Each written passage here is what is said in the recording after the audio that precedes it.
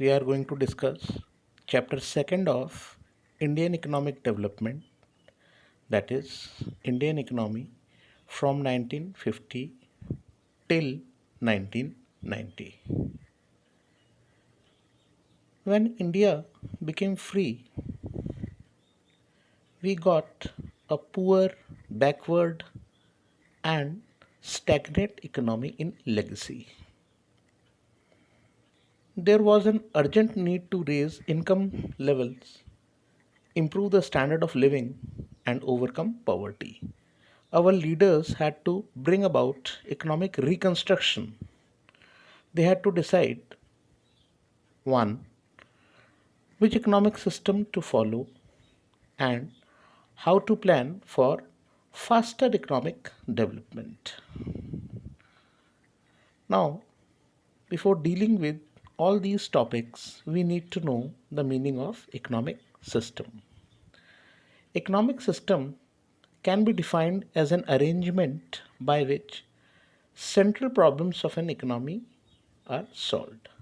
Central problems we may all recall from class 11 is what, how, and for whom to produce.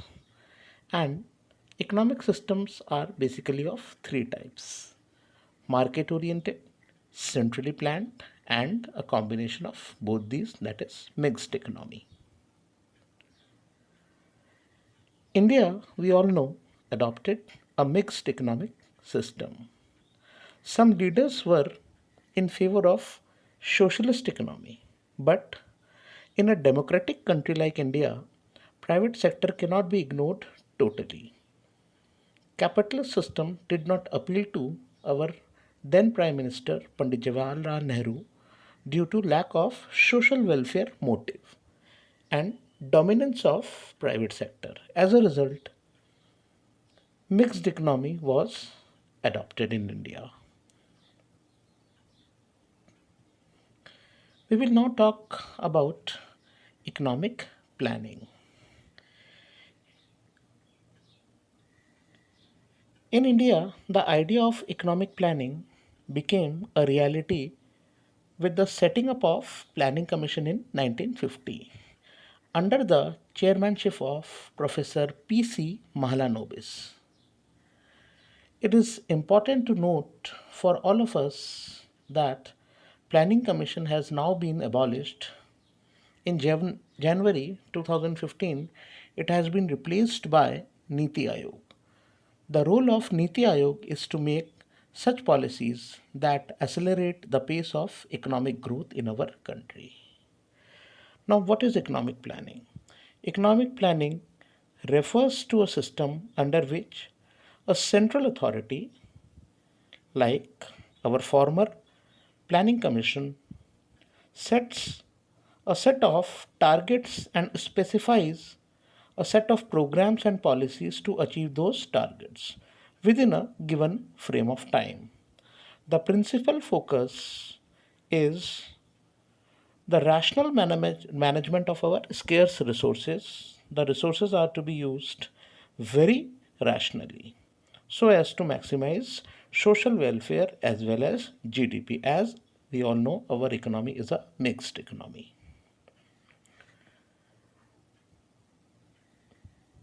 Now, there are certain goals of planning. It may be divided into short term and long term goals. Today, we are going to discuss long term goals or objectives of economic planning in India.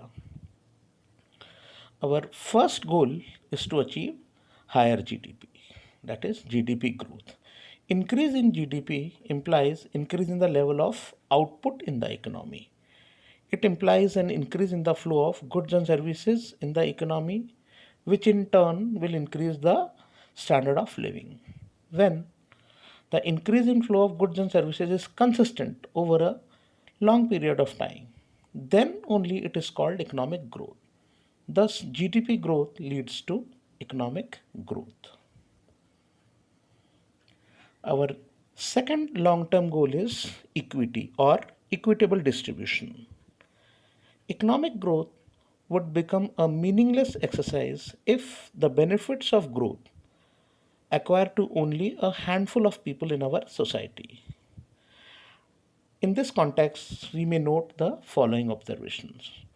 Growth serves virtually no purpose in a society where rich tends to be richer and poor continues to struggle even for essentials of life.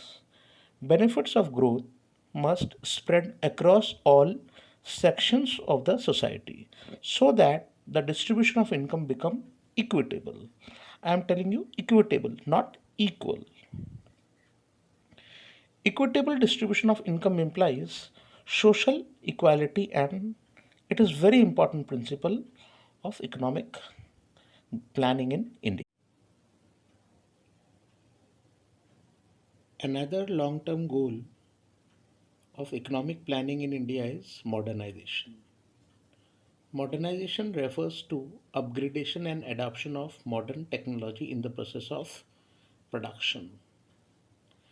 Adoption of new technology increases efficiency and productivity, which in turn increases per head availability of goods and services. Green revolution in the agriculture sector and IT revolution are very good examples of modernization in Indian economy.